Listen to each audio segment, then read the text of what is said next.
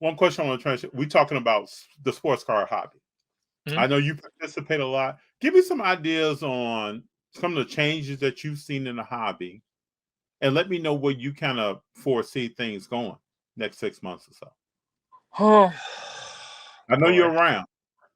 Yeah, yeah. I don't know how unpopular I want to get. I mean, the problem with the hobby, I've seen it in many hobbies. It's a good old boy club, and every hobby I've ever seen, it usually kills the hobby. I mean, was huge in the casino collectibles, and it was all old guys, and they all wanted to do everything with themselves and let nobody in.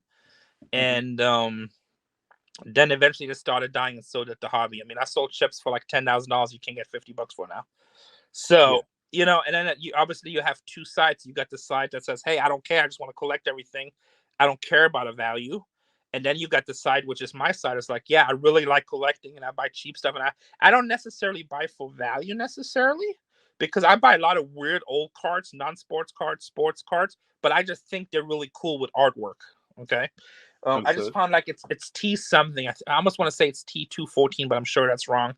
But it's like some kind of military uniform cards from around the world from the early 1900s, and it's so rich and colorful. I just think they're awesome. I'm gonna start collecting that set.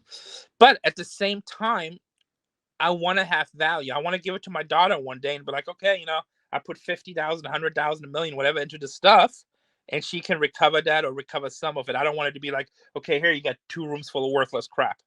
Hmm. So that's the boat I'm in. So I do want to see the value. But with the good old boy network, obviously what's happening in the last 2 years, they were really squeezing it. They had opportunity to really expand. Like I was trying to I was going to make a badass store here in San Diego, because we really don't have any. We got a couple of older stores, but really it looks like they look like baseball card stores from the 90s.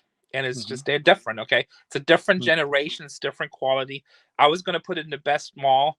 Panini wouldn't even return my phone calls. So and like I said, I just think I'm a regular person, but I got huge social media reach. Yeah. Okay. Like if Yeah. I open up a baseball card store, I would get that article in TMC. So you can Google my name in TMC. They just did another one of my poker tournament win. I probably have 10 articles in there. I Hmm. would get all kinds of press, big stars out there.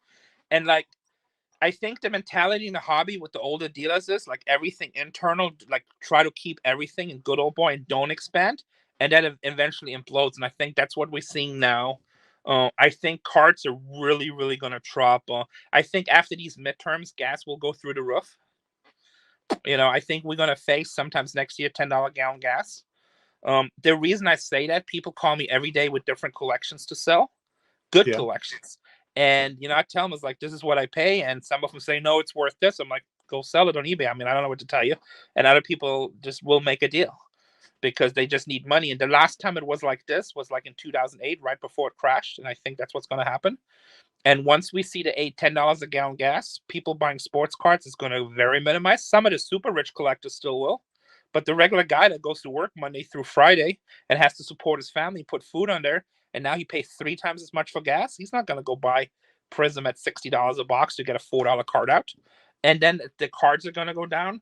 Real estate will drop. I think we're heading for a big recession, and it's going to hurt the hobby. And it's really interesting with Fanatics, but I don't think they really know what they do now either, because they had that whole Cool Zero thing going on, Yeah. and that they did their 2 releases, nothing happens. Now they were supposed to buy Panini. I hear rumors. I heard from a really high up executive at another company that's supposedly a done deal, but then I just heard Jeff talk about it that it's not a done deal. So who knows? But then they have everything. But what do you do now? You're going to keep on putting up $800 hobby boxes to pull out $27 cards? Backyard Breaks just had that huge scandal that only they get the big pulls. I've been telling my friend the last year, I'm like, it's so funny. And I don't even want to. Yeah, I'm not going to mention the names. You guys do your own research. Yeah. But that's Don't mention channels. any names. Huh? Don't mention any names. Yeah, so go Go with watch on that. YouTube and watch certain breakers. They always hit. And I bought stuff by the cases, sold to people. And I tell people would come in my stores like, oh, this is an investment for my kids' college. I'm like, you're stupid. You collect because you love it. And this is like right now, it's super hyped. I mean, I wasn't a PSA Michael Jordan 10 card like almost $1 million? The PSA Yeah. 10? And Hmm. like now it's like what, 170 or so? Yeah. 200? 170, 185, somewhere in there. Yep. Yeah, so and that's still crazy to me. I mean, that's still crazy. And if you look at the different players, like you should collect and have hobbies because you love and enjoy it. I had people come in my store and was like, "Oh yeah, I'm putting all this money in, and this is for the college for the kids." I'm like, "Dude, that's a bad decision. You're buying all this Justin Herbert. What if they blow out his knees?" True. Well, that's not going to happen. I'm like, have you ever heard of Joe Burrow? And he made actually a recovering comeback. Russell Wilson 2 years ago was like still awesome. Now, how would you like to invest a whole bunch of Russell Wilson rookie cards? That's Good true. luck with that, right? That's true. Tua, I love Tua because I'm a Dolphins fan, so I collect Tua cards, but nothing too crazy. And I have some cards, but I don't collect them because I'm like, oh, this is like the investment, you know. If I want investments, I buy gold and silver stocks for the long term. I even like crypto and then real estate, obviously. So you should collect because you have fun. And I think what's going to happen now, it's going to become a huge crash coming. I don't know. I think a lot of people are going to lose a lot of money. You know, How that's long do you so when we talk about crash, this is a question I want to ask you that I really haven't asked anybody else. But let's say you predict, or many predict, that the sports car hobby will crash. When do you see a rebound? When do you see an uptick? Would it be 3 years later? Would it be 4 years later? What are your thoughts? So I'm not predicting a sports car hobby crash. I think everything will crash across the board. People just won't have disposable income. It depends how these companies handle it. You know, number one, you got to get rid of the good old boy network. Because if you have a good old boy network, it's not growing. Once you have that mindset in the hobby, there's no incentive to grow. Why would anybody do anything in the hobby if you have no chance to be part of anything? Understood. Right? I mean, go ahead. Like right now, the biggest company out there, Tops, Leaf is a little bit easier, but the product is just not as popular. Okay, Tops, Panini, Fanatics. Right now, they have nothing out there to encourage people to open up stores and promote this hobby. So why would I get into this hobby? And you know, it's easy. It's like buying stocks the last few years. Oh, I'm a stock trader. I'm like, okay, in this market, you can just throw a freaking dart at a newspaper, pick a stock, and make money. And that's how sports cards were. And it's easy to be successful when everything just goes up, you know? But now it goes down. Now you have to be creative. Now you have to do stuff in your store. Now you have to get people to come in. Now you have to build a community. You know, and I need guys like you to come in on Tuesday because something is going on Tuesday, and you part of that local community and you love it. You know, and it's not necessarily about spending money, but you're just part of the whole thing. And the money will come natural. You know, before for a while, you started going to some of these hobby stores. And they're like, well, if you don't spend $50,000, we can't even talk to you. I'm like, what the hell are you talking about? I've heard people say that. Yeah, I collect pictures of dudes, okay, which I have to explain to my wife. And I love it because it's sports and I like to hunt and it's a treasure hunt. I like it. But what are you talking about? And my $100 is no good, you know? And I know companies that are totally stuck up and they were talking about going out of business right before the pandemic because nobody was buying it.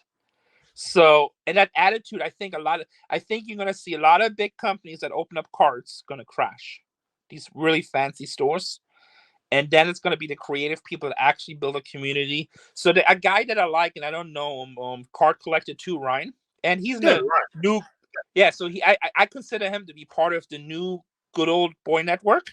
Okay. But that guy's at least creative. Like he does a lot of stuff in the store. He's interactive and he seems to be very creative. I think stores like him will adapt and will stick around a long time because anything in business, you're not just selling a product, you also sell personality and you sell an experience. That's true.